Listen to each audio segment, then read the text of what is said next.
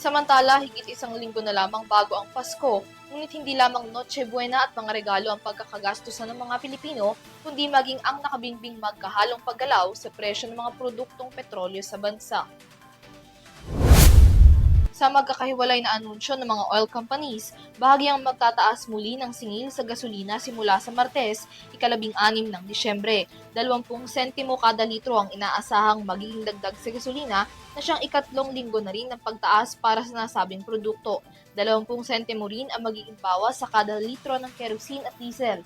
Iniuugnay ng Department of Energy Oil Management Bureau ang bahagyang pagbabago sa presyo ng petrolyo ngayong linggo sa pag-usad ng peace talks sa pagitan ng Russia at Ukraine na pinagaan ng supply concern sa global na merkado.